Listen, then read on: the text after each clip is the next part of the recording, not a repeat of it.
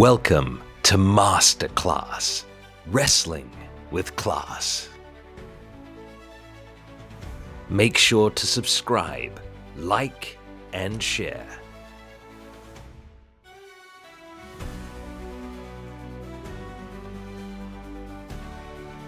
Produced by Victoire. Welcome back, students, to another episode of Masterclass. I am one of your co-stars, the Master Emir, and inconspicuous by his absence, my other co-star, the second third of Delirium, McCallion, is out on assignment this week, along with Slade. We had a grueling battle last week with Dustin and Cody Rhodes' nephews, the Texas Outlaws. But now that we've gone through that battle, more are on the horizon, so I apologize for them not being here this week. But in their absence, I ask that you swipe that subscribe button, that you hit the likes, and share this video with your friends and family. We greatly appreciate it. Now, ladies and gentlemen, this week, my co-star for Masterclass, a friend of mine, he's a returning guest. Ladies and gentlemen, this is Mr. Pat Tanaka. How you doing, boss? How's everything? Absolutely fantastic, Pat. We came off a great week last week. A lot of heavy action. We've got more action coming up this weekend, Pat. So yeah, I'm ready for it. I'm ready for the action. So, right on. How about yourself, man? How's life treating you? I'm always ready for action now, but Yeah. I mean, right now I'm just driving, so we're gonna drive a little bit and talk and things like that. If that's okay with you. Yeah, it's going to be a traveling podcast this week, ladies and gentlemen. A little bit more. Yes, exactly. Yeah, a little bit of innovation here. So, but Pat, we've been waiting to do this for some time. Every time you've been on, someone else has come in and invaded your time. So this week, ladies. Oh, that's too funny. This week, ladies and gentlemen, we're going to give you Pat Tanaka 100% spotlight on him. So, Pat, this is the moment. And I want to tell, because, a lot of fans may not know about your history. I mean, you have a rich history in professional wrestling dating back since you were born. So I want to highlight that right now for fans. Tell the fans a little bit about your dad, who your dad was and means to this business and all that. Let's start there. Well, I tell you what, I mean, my father was a professional wrestler, and I guess that's pretty much why I got in the business, Me and my father, we never really saw eye to eye about anything. I was more of just, I guess, I had ADD is probably what it was. And I was probably like a moron running around with my head cut off. And he always just wanted me to do whatever I wanted to do, but, do it right, though, Yeah. And my grades were not great at all. In fact, I barely made it out of first grade. And so on and so forth. And school was just not for me. Yeah. So anyway, my father always, was talking to, I don't know if you ever heard of Eddie Graham. Eddie Graham, yeah. Yes, he was probably like the biggest mastermind of this business, Mm-hmm. He really was incredible. His son, Mike, was one of my best friends. We rode together every day in Florida to the town, things like that. And he always talked to Mike about me. What am I going to do with it? Because I was always in trouble. Yeah. So. Fans, the time has come for you to flex your appreciation in style. The Masters of Wrestling delivers the most truthful pro wrestling content week in, week out. And now we want you to show your support wherever you go. Power and Glory, the podcast t-shirts. Order yours now. Stylin', the podcast t-shirts. Order yours now. To order your t-shirt and for shipping information, use the email address in the description of this video. the Masters of Wrestling. Order your t-shirts now. What am I going to do with it? Because I was always in trouble, Yeah. So if I didn't wrestle amateur for my high school, they would have kicked me out my first year. Oh, well, they did kick me out my first year. And yeah, I had to stay out for a year, and then I went back in, and, went back to school. But Pat, if I may jump in there, do you think that was attributed to like the ADHD, or were you acting out like old teenagers do, or was it because you found it difficult to concentrate on certain things? me, you know what it was is I had zero, zero, zero. How do you say that? Like I can't take anything in and remember it. Retention. Right, lack of attention. Yeah, pretty much. That's my life. Yeah. And I couldn't. I just never really took in anything. So, the only thing really that I could really do anything was with math. Really. Really? Wow. I'm good with numbers like that. But I'm, because I like to spend money and I'm broke most of the time anyway. So, go figure. Yeah. But I've always done very poorly in school because I just was not interested. Okay. I wanted to skip first grade and get to college. I Yeah. mean, I was crazy. Yeah. So my father was just worried about me. He just goes, so you know what? Told Mike, he's like, I don't know what else to do, so I'm going to give him a job. And so he gave me a job, and what I did was I rode with Gordon.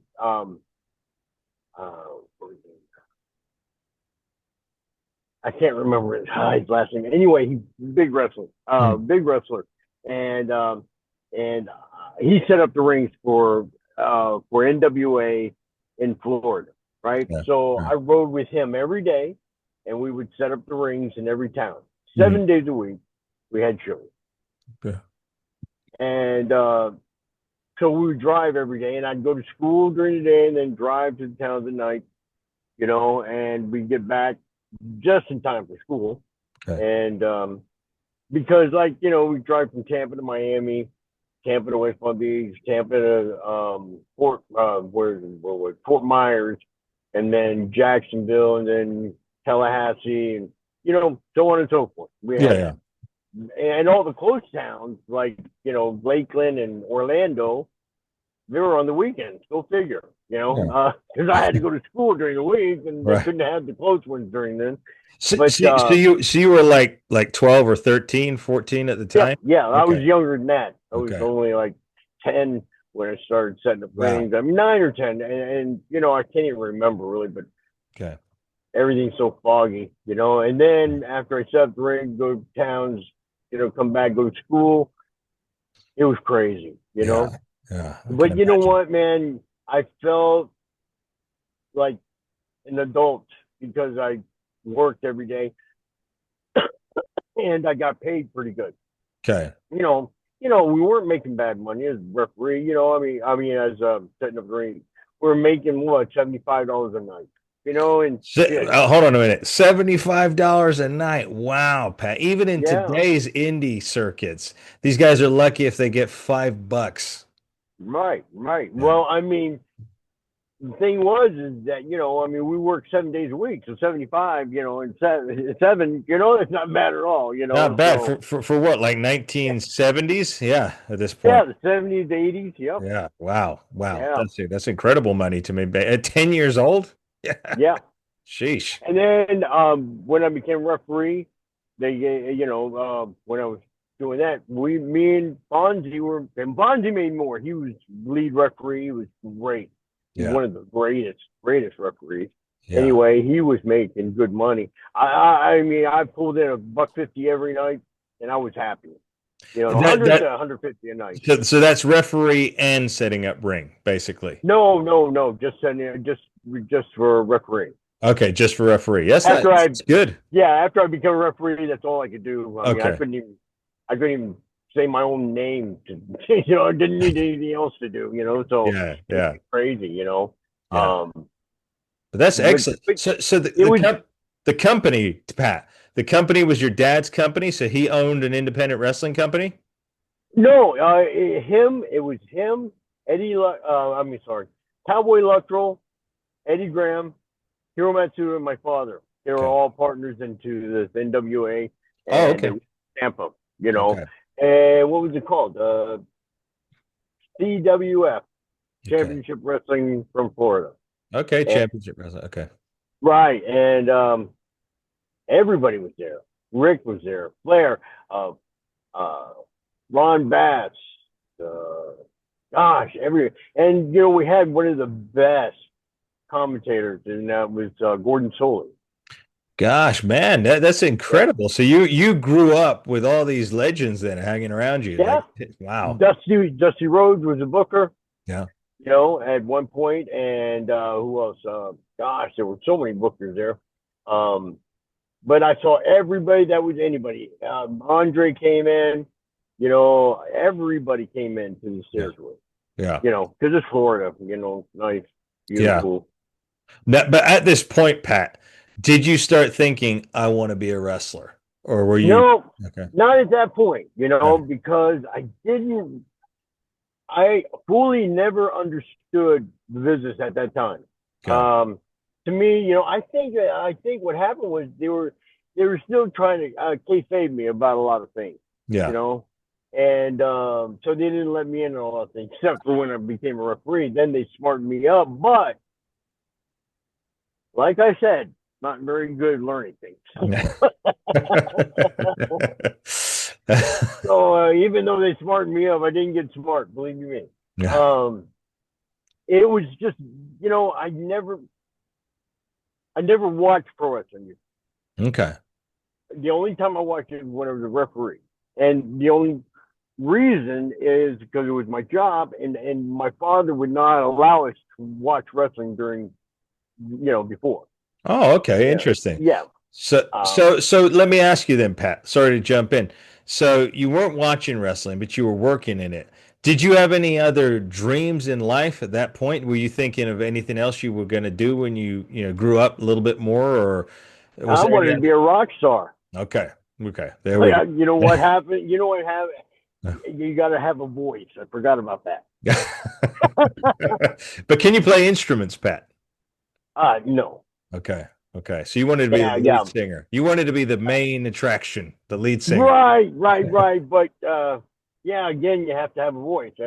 and it always helps to play an instrument. Yeah. Yeah. But you Yeah, don't have to. You don't have to. I Like got a if you guitar.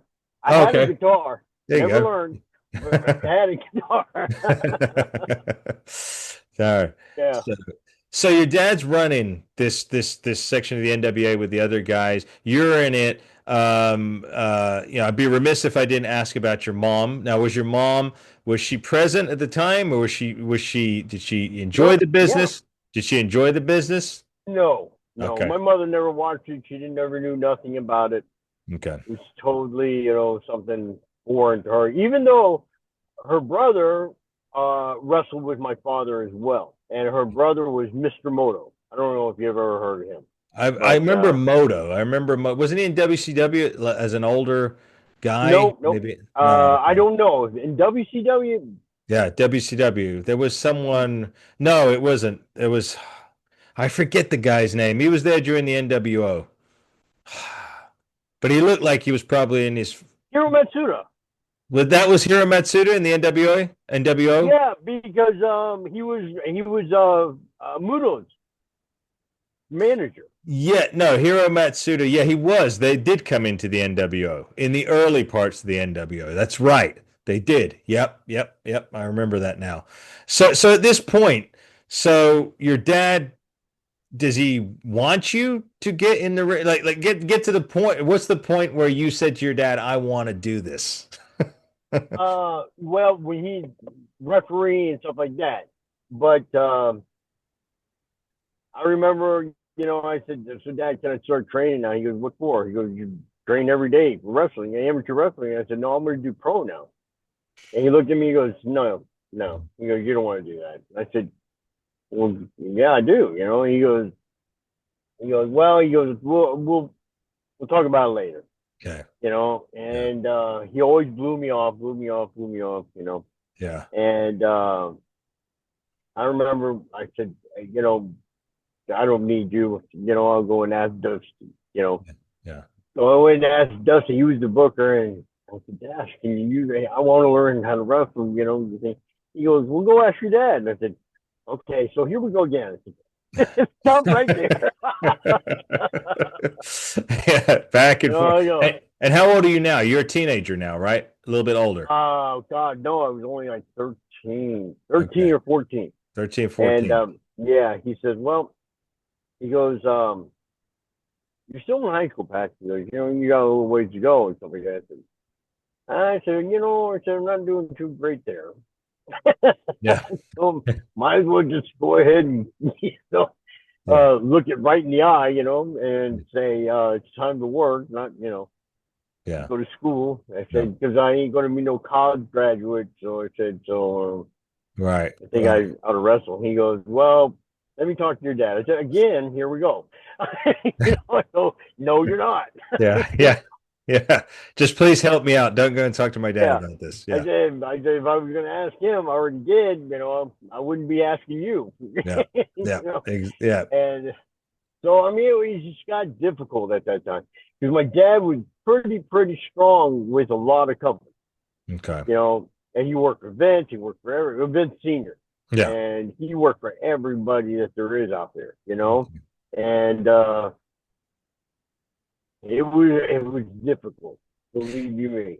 In terms of the money, though, So I mean, your dad was making what's that? good. Your dad was making good money at the time. Then I presume, very good money.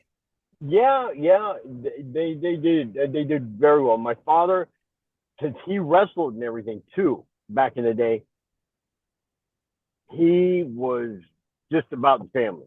He Okay. didn't drink, he didn't do drugs, he didn't do anything but provide for his family. Okay. You know, and he didn't. I mean, as far as I know, my father never ever stepped out on my mother. You know, as Okay. far as I know, Okay. and he seemed like that type of person though to me. You know, Mm. and I never really understood my father. You know, because to me it was just there was like a broken wire or something. You know, where you know I said you know. You know, he was just a different kind of guy. Yeah. Yeah. Yeah. Yeah. He was he a very regimented guy, like a very strict guy, like Oh very God, yes, okay. yes, very. Yeah. Yeah. And what And so I mean, it was just different, very different person, you know. yeah.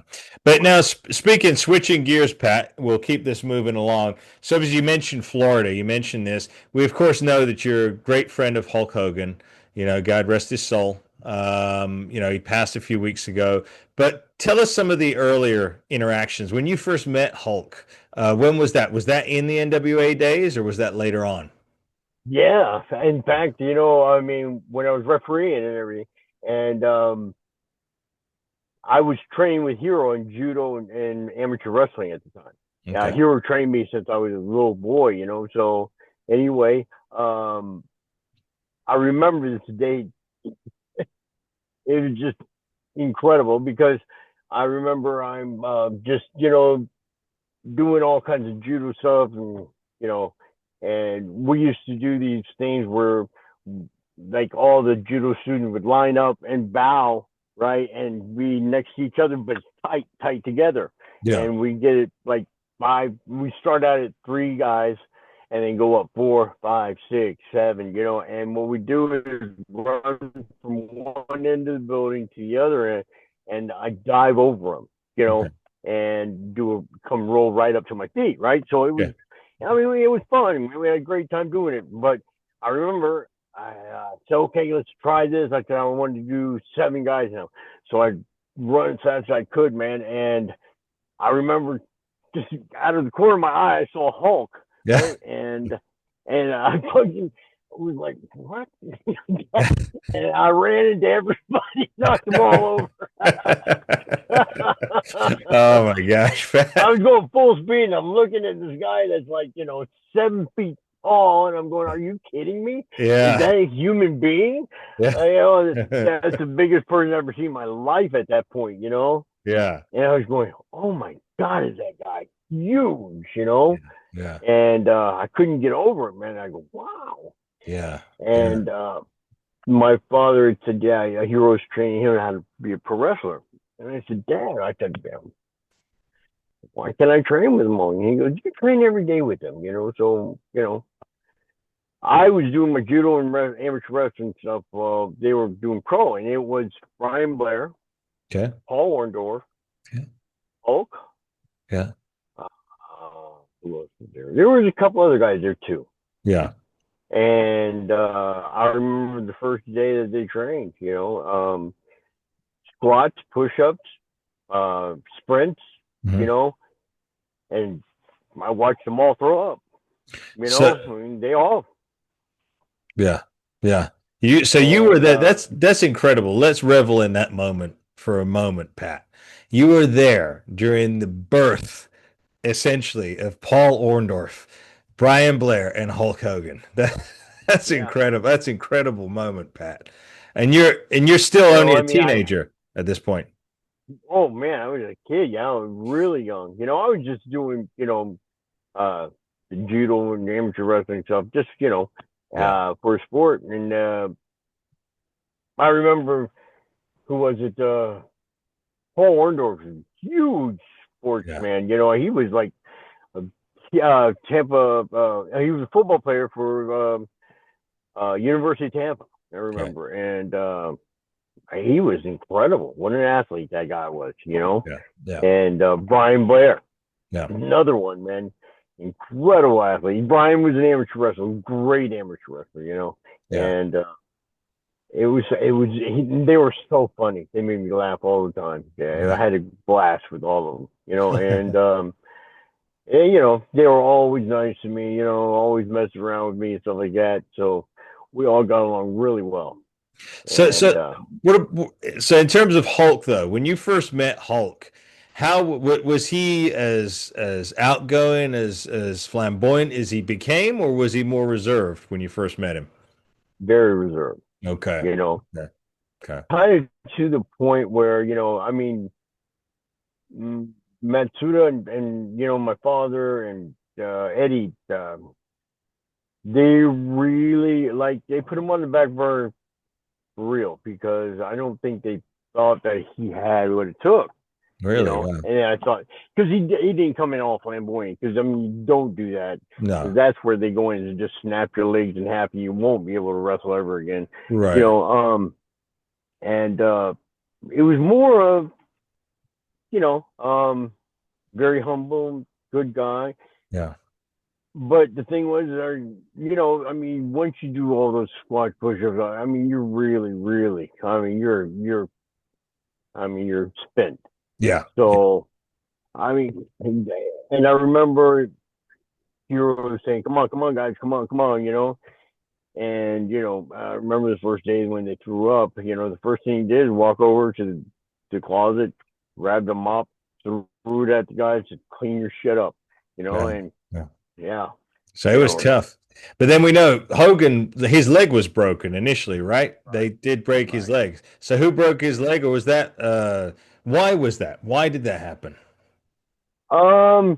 They thought that Hulk was like just not, doing as hard as he could, and he thought that he could just coast on and make it because of the size, things like that, right? Mm.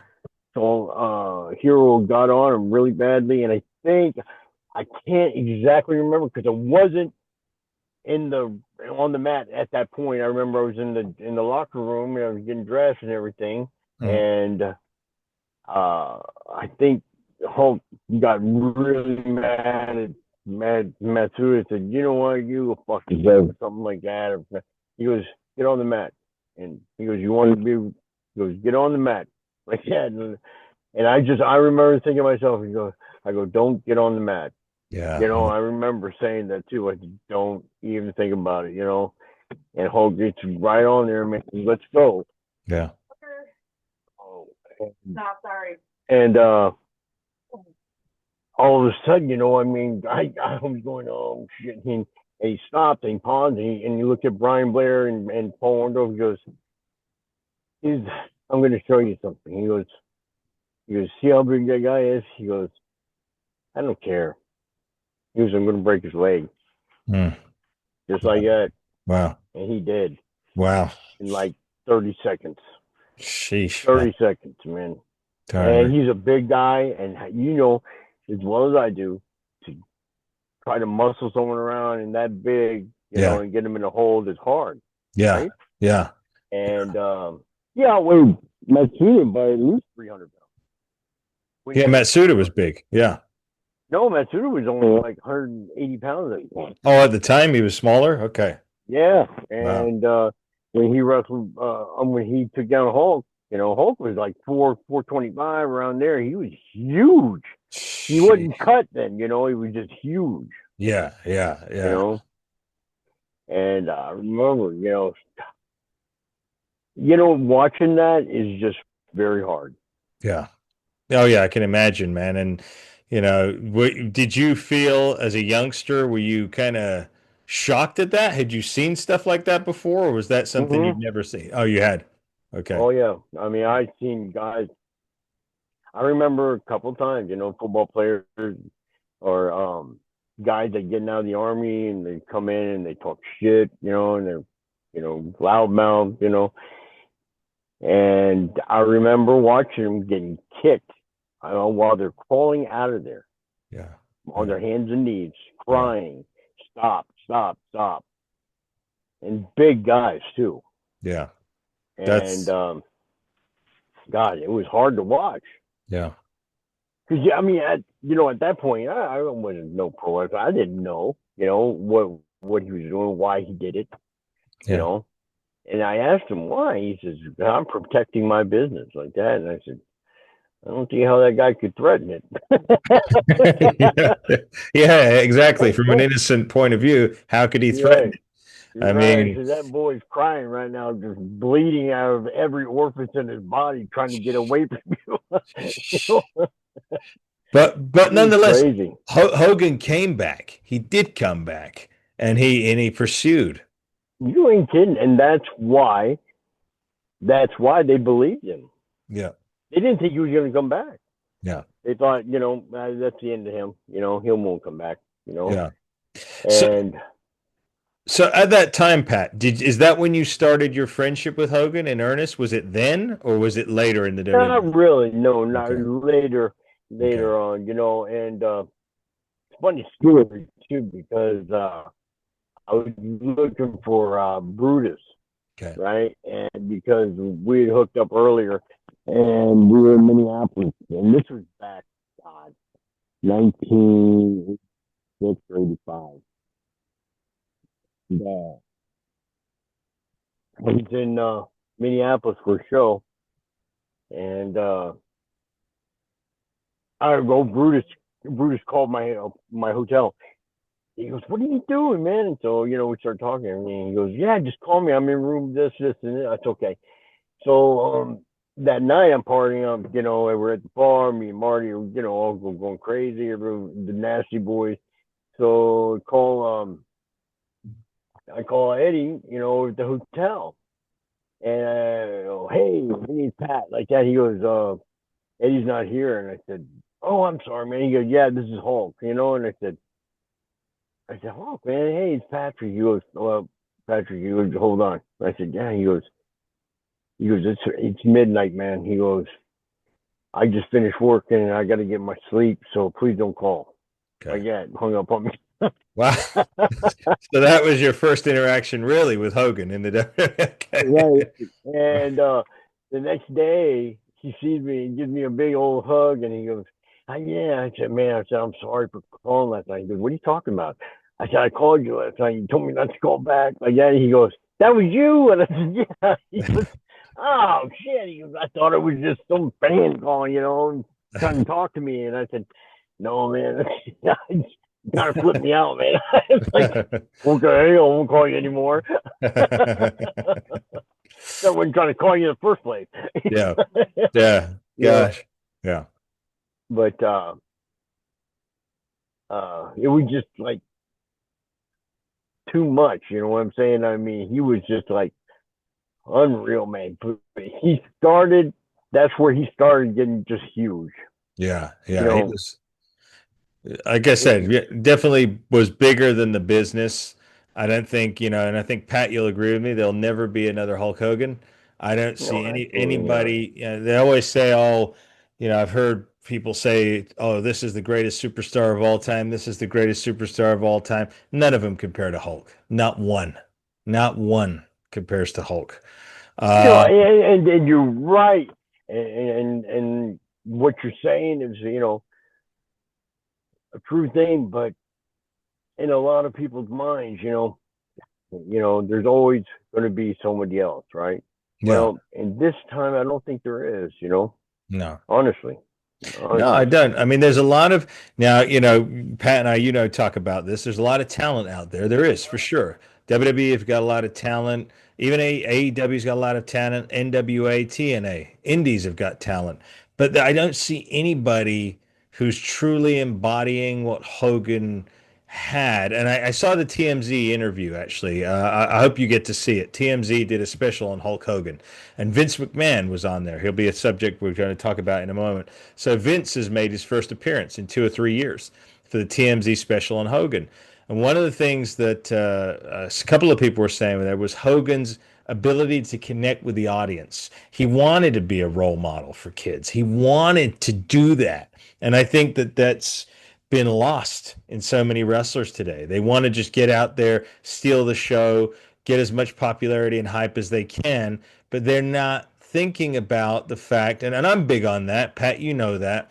yeah, For me, it's about, yeah, we're entertaining people, but at the end of the day, we become role models. So we have to set an example. Villain, heel, or babyface, you got to accept it. There's a line you don't cross, and you're there to entertain and inspire these people. And I think that that's been lost along the way. That some people, Hogan really understood. He understood that. Even yeah. in the NWO, he didn't cross the line. He still was there. He was still doing kids' movies and stuff like that. He still, but anyway, I could go on and on and on. This is about you. It's not about me right now. No, no, no, Uh, no. And I totally agree what you're saying. I mean, yeah, like you said, there's never going to be another one him. You no, know, no. and anybody who tried would fail, because if you want to go be over, man, like Hulk Hogan, you have to be your own character, and you have to come up with something far more than your name, Yeah, right? yeah, yeah. And I tell you what, man, some people think, if I did this, I'd be just like him, and No, don't be an idiot, no. you know, please. You got to be yourself, but a character. That's and I you mean, got to, that was my biggest problem. Um, People always, were saying, oh, why aren't you, this, why aren't you that, they always said, man, we love watching your matches, stuff like that. But the thing was, I didn't have what it took, and that's Mhm. the thing. I mean, if you don't have it, you shouldn't be in the business. And my father always told me, man, he goes, you don't have it, man. Mhm. He goes, I'm not trying to hurt your feelings. You just don't have it. Mhm. And you know what? They never explained that to me. And I don't know. He probably would have never stopped me anyway. Yeah. What happened was is that I didn't realize what they were talking about till a little while back. I mean, probably like 91 is when I really found out. What they were talking about. Yeah. You have to have personality. You Yeah. have to have, a charisma, and it has to be more than just a few friends that you're making laugh and things like that. I mean, you've got to control a nation, Yeah. the world, to be an icon. Yeah. right? And you've Yeah. got to be able to keep them interested in watching you for, I don't know, decades, right? Yeah. Yeah. And I didn't have what that took, I mean, and I worked so hard in the ring, Yeah. and Yeah. I thought that's what it took. Hmm. Definitely didn't take that. Well, Would have there's been a world champion 10 times if I was somebody. well, well, You I'm know. glad. It's just interesting that you bring that up, Pat, because there are a lot of young guys, and that's been the general thread in pro wrestling for at least the last 15, 20 years, where the guys think if they're just flashy and spectacular in the ring, that's enough. But it's not. It never was. If you look back to your era, right? All the characters, the big boss man, Akeem, the one man gang, Legion of Doom, Dusty Bushwhacker, Rhodes. Dusty Rhodes, Macho Man, Hulk Hogan, Warrior, Tugboat, the Natural Disasters. Some of these guys never took a back bump, really. They never did a Hurricane Rana. They never even went off the top rope, some of them. They didn't have to. That's the whole point. They didn't have to because they told a great story, right? You know? And that's, but again, I do attribute some of that to, we'll jump into Vince McMahon now because I want to keep the show moving along. But Vince, so a lot of people, obviously, Vince, personal life, not talking about that. I'm sure if those things are proven to be true, that is despicable, it's deplorable. But professionally, you cannot deny Vince McMahon's creative genius in pro wrestling. Um, Absolutely not. it was so what was how did you come, Pat, a young Pat Tanaka, come to be in front of Vince McMahon and Vince McMahon offer you a deal and bring you in? How did that happen? Um, I don't know if you remember my partner. No, not my partner, but I had worked a program with Akio Sato in Tennessee. Me and Okay. him and Jeff Jarrett and him and Goto, we worked a program for almost a year Okay. with Okay. them. And I tell you what, it was crazy. We did this angle with them where Jeff was the referee. Jeff was the referee when Okay. I met him. Okay. And he was only really young. And anyway, they said, "Hey, Pat, we're going to do this. This is my first real push or whatever." So went in there, wrestled. They were wrestling somebody, and Jeff was referee, and then they just jumped on Jeff, kicked the living, just beat him up, boom, boom, boom. Yeah. I slide in, make the save, boom, boom, boom. We'll become partners, right? Yeah. And we were partners for a while, and we had a great time, man. And Jeff was sincerely a good person, man. I liked him, and we had a great time all the time. Yeah. And his father, I loved very much. Jerry He taught Jarrett. me so much. Yes, taught me so much in this business. And it was crazy because I mean, what a great looking guy! I mean, Jeff was a really great looking guy and everything. And, because my partner and stuff like that. And I was going, "Hey, this is going to work. He's good looking." He had the hair, and I might say this, I might jump in. I have so much respect for Jeff Jarrett. I listen to what he's doing with Conrad Thomas over on their podcast. I see what he's been doing in AEW. Just have so much. I must admit, when he first came into the WWF, I didn't quite get it because it was during that transition between, the guys like Hogan and Savage had just gone. And then you get guys like Jeff Jarrett, the smaller guys coming in. It was that new generation. So at the time, I didn't quite get it.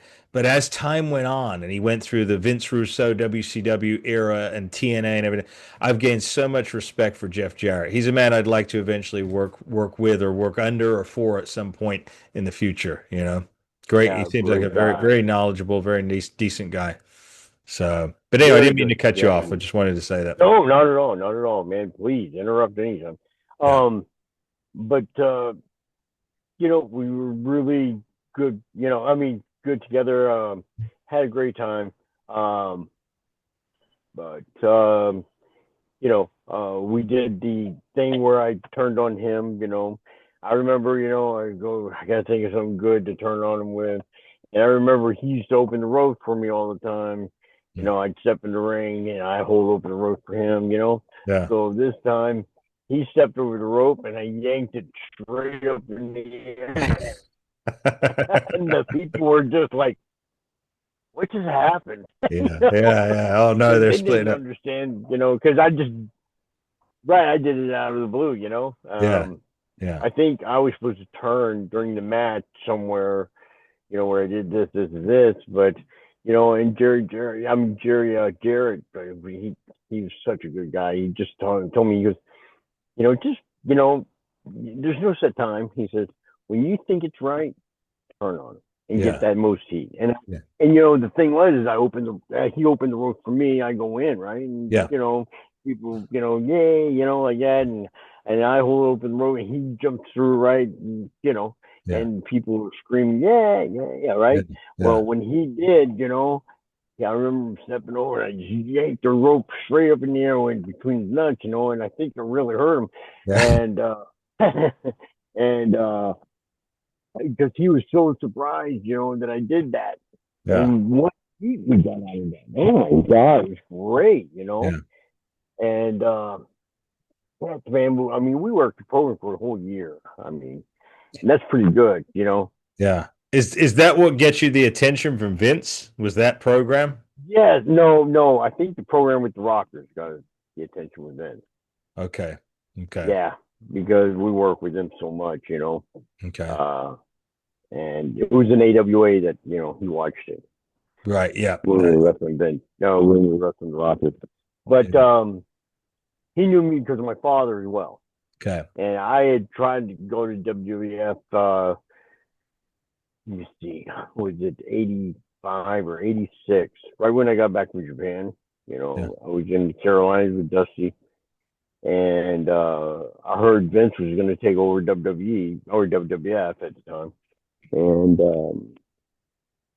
I remember seeing him at one of the shows, and I went up and talked to him, you know. And I said, hey, if you can, you know, ever use me, it'd be great. You can take over, stuff like that. He looked at me, he goes, you're Duke's son. Yeah. I said, yes, sir. He goes, you're a good man like that. And never talked to him again after that, right? But I called one time. I talked to Pat. And he says, Pat, just relax. He goes, don't worry. He goes, we're watching you. So, you know, it won't be long. He goes, and so they, when I went to Tennessee, that's where I was learning everything. He goes, that's the best territory in the world. You learn a lot there. Okay. And I tell you what, I was there for like 5 years. It was a blast, though. Yeah. Best time of my life. Yeah. Before I met Tracy Smothers, you know, one of the greatest guys in the world, you know, and Paul, that's where I met Paul Diamond, where I met, you know, Billy Travis, Jeff Jarrett, everybody there, man. It was just a blast, you know. Yeah, yeah. You have such a, as you're saying this, you know, you've got such a rich history in wrestling, Pat. It's unbelievable. And I think this is the prime time to take a moment to talk about your book, your autobiography that's going to be coming out, or if it's already out. I want you to take a moment to put some light on that and tell everybody, you know, roughly when it's coming out, or any details you can give us right now, Pat, because I think it's going to be a tremendous read based on what you're telling. Well, I'll tell you what, I had been directed to, there was someone was interested in doing my book. So a gentleman named Chris Pelton talked to me. Okay. And he is with THC Publishing. And they do a lot of wrestlers, a lot of other, you know, sports entertainment things. Anyway, he asked me if I wanted to do it. I said, yeah, you know, and so I guess it took a while to really nail me down to do it. So we finally got together. We did it. Now it'll be coming out. In fact, he said September or August. So okay. Things got pushed back because something happened. But, you know, anyway, he had called me the other day and said, you know, we got to just redo a couple things. So everything is going good. My book comes out September or August, and hopefully it does well. Yeah. But I do have another one coming out after that. That one I think will be a little more interesting than the first. It gets a little in depth, it's a lot of really, crazy stuff to happen, That Yeah. will be the all, all bullshit aside, this is what really happened, So Yeah. Yeah. Well, Pat, obviously, because one of the things I want to extend to you is, Pat, I really appreciate you, Pat. In the short time that I've come to know you, I feel like a long-term friend of mine.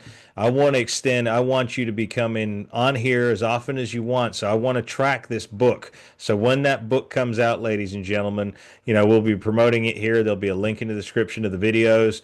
I want people to hear this story. A lot of people, myself included, growing up watching wrestling as a spectator, before I got into the business, I never knew all this stuff. It's amazing what we can learn now through podcasts, through autobiographies, things the behind the scenes that you never knew. Because all we knew growing up was we'd see Pat Tanaka, Orient Express on WWF, and then they weren't there, and then we'd see Pat Tanaka in WCW. So we don't know any of the other. We never got the AWA in the UK, so uh, I would never have seen the AWA. That was before my time. So again, it's the beauty of now going back through and seeing all these dots that you were connected to: Dusty Rhodes, Hulk Hogan. I mean, it's incredible. I mean, in Bad Company, we haven't even touched on that, right? Was that the right. tag team with who was that Yes, tag team? Paul Like Diamond. Paul Diamond. Paul Diamond. Yep. Okay.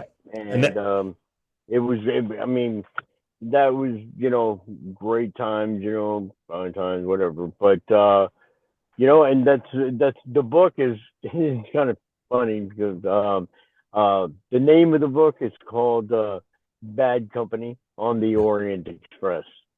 And I thought that was clever. Chris felt that, he's the one that came up with it. I thought it was really clever, man. I mean, it yeah, was cool. that is So, clever. uh, Because Paul came yeah, back so with you. Because Paul was with you then, and then he came back as Kato, right? right. Yeah. hmm So Yeah, Sato was going to retire, and Vincent asked me, "You want to wrestle singles?" And I looked at him, "What? No, no, no." yeah. I said, "No, I couldn't do that." He goes, I have a partner I can call, and he goes, "Who?" I said, "Paul Diamond, my old partner back up." He goes, "Yeah, yeah." He goes, "Give him a call." If he goes, "He wants to come," I said, "I don't think there's a question there." I Yeah. said, Yeah, sure. Yeah. he goes, "We'll see how you do against the Rockers tomorrow with him as your partner." And I remember him coming out and says, "Patrick," he goes, "make sure that," because I had asked him that night, "Do I got to wrestle with my boots on again?" And he goes, "No, man, do whatever you want." So I took the boots off. Paul was my partner. We went out there and tore the house down. And he goes, "Yes, he's your partner, and don't ever put those boots on again." So I mean, yeah. it's great, Yeah. because I mean, I couldn't wrestle with boots on. It Yeah. sucked. So presumably you learned barefoot. You wrestled, when you were growing up, it was more barefoot training. You knew, yeah. Yeah. So, well, it Yep, did. It looked better. absolutely. I must admit, when you were barefoot, it worked better for your character. It was much better. And even the karate gi that you wore as opposed to the red tights, I think that was the black karate gi was much better. It looked much more, for the Orient Express, it made more sense. Now tell us about that. Right. But tell us personally, now, Vince McMahon. How was Vince to you in all your interactions throughout all the time in the WWF? How was he to you on a personal level? I mean, honestly, he was nothing but good to me. I mean, he took care of me. He would. I mean, he never did I see him do anything. I mean, he's definitely a businessman. Yeah, He won't put up with any bullshit. He won't put up with someone getting injured all the time. That was the biggest problem with me, that they thought was going to come with me because I'm small and everything. They said this kid's going to get hurt all the time. He's never going to be there. But on the contrary, I didn't care what happened to me. I was there. right. Yeah, You know, um, my head was knocked off. Well, I'll be there. It doesn't matter. Yeah. So I mean, uh, I had to prove them that I wasn't going to take off. If I got hurt. Yeah. So Yeah. main thing. So I mean, but nice is. I mean, to me, he was always, always kind to me. You know, and took care of him. Yeah. Yeah. We hear, ladies and gentlemen, while Pat continues there, I'll keep on here. Yeah, we hear so many good things about how Vince was professionally with the guys. I mean, he ran a tight ship. There's no question of that, and he got a good product. I mean, that product was, like I said, you could hold up any of that stuff from the early '90s against anything today. And I'm not crushing anything today either. For any oversensitive types out there, I'm not trying to smash your dreams into smithereens. I'm just saying that you could grab any event from the early '90s, Pat, and put it against the modern day, and it still holds up. It stands the test of time. It's incredible. Absolutely. Yeah, it's incredible what Vince was doing at the time. But yeah, but Pat, I know you've got some other obligations you're gonna do tonight. What I want to do is I want to cut this into a two-parter, Pat.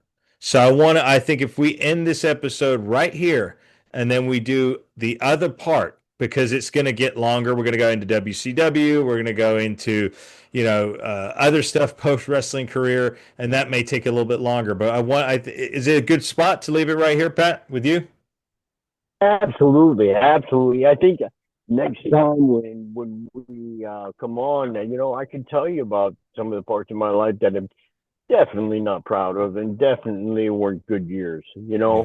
Yeah. That in fact, I mean, it's more like I blacked out. I mean, definitely I did black out, but kind of a different kind of blackout this time. I mean, Yeah. it just seems like my, whole different person I was, and it just was not good at the time, and Yeah. God, Well, I'm ashamed of it, and but there's no other way to really, you know, come out and tell anybody about it because I mean, it was me, and I'm embarrassed and ashamed of what I've done, yeah. but Yeah.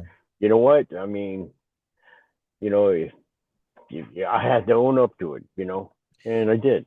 Yeah. So Well, the thing is, Pat, and we've said this many times, not one of us is perfect. Not one of us on this earth is without flaw.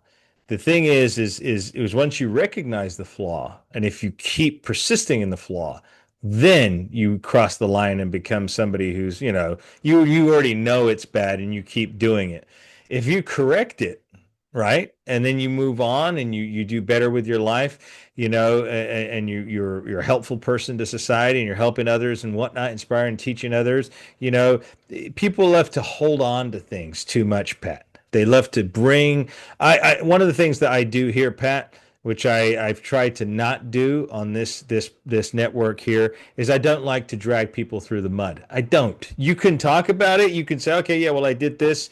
But I want to focus, like we talk about. Everyone loves to focus on the negative. I want to push this negative down here, and I want to focus on the positive that you've accomplished, what you're doing. If you're in, as long as you're in a good place now. So I appreciate that, and I think the fans are going to appreciate that when they come back and join us for part two. Like I said, part two is going to be a little bit different from this. This has been a lot more of a positive spin. Maybe, Pat, you'll reveal some things in part two that may not be quite as positive, but trust me, ladies and gentlemen, you'll get inspiration at the end of it. Because look at Pat now. He's a positive guy. He's giving back. He's helping. He's teaching others. He's sharing of his time, giving of his time. And Pat, there's no doubt about it. You are one of that golden era alumni. No one can ever change that. No one can ever change that.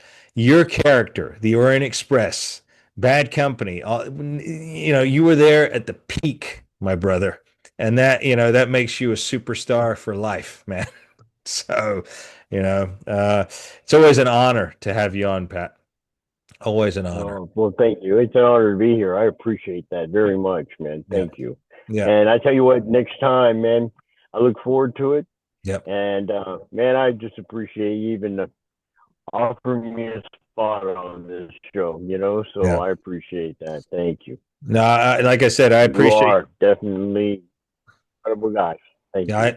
I appreciate you so much, and I know our viewers do too. So, ladies and gentlemen, make sure you tune back in. It may be next week, it may be a couple of weeks from now, but Pat Tanaka will be joining us again.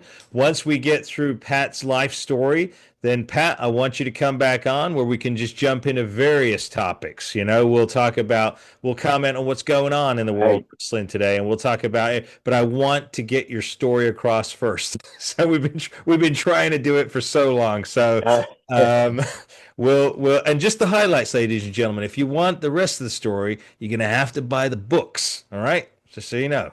So it comes with it'll be out soon. So Absolutely.